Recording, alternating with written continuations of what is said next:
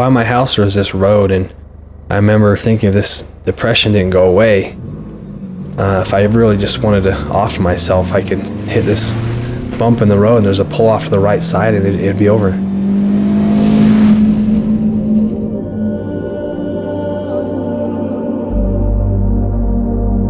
My story starts in 2006, after running and gunning for a few years with my brother using heroin, cocaine. I didn't like who I was or who I was becoming, and I think there was a way back. I remember my brother and I were living in a basement. We were craving like crazy. You know, it'd been probably 48 hours since we'd used, and it got to the point where I felt that I needed to use as much as I needed to breathe. You know, one of our dealers told us that you could steal 509s or 509s Levi's and trade them to the Mexican Mafia for heroin balloons.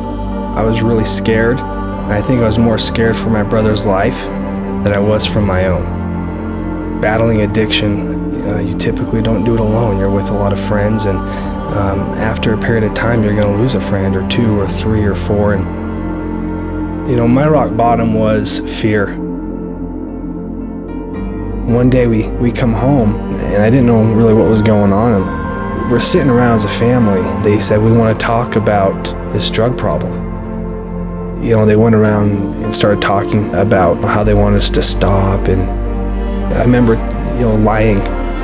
What really touched me is my littlest brother, Jaron. I could tell he didn't quite understand what was going on. And he looked at me and says, I just want my brother back. And that was the beginning of a turning point for me.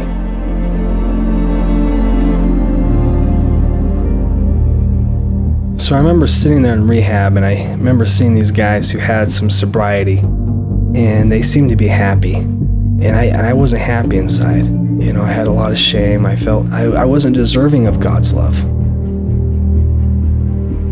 And when they started talking about step 2, that my spiritual health could be restored, that was fascinating to me. I had to know, and particularly I had to know if I could be forgiven, because I was convinced that if I didn't get an answer, that there's really no hope.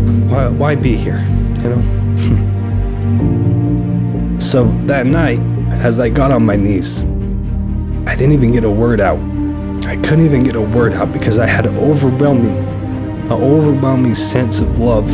That feeling lasted for, it seemed like 10 minutes. I just sat there in awe, just feeling this power, this overwhelming sense of peace that I'd never felt in my entire life. And that was the beginning of my recovery. That's when I knew that, okay, all right, he's there. He's there.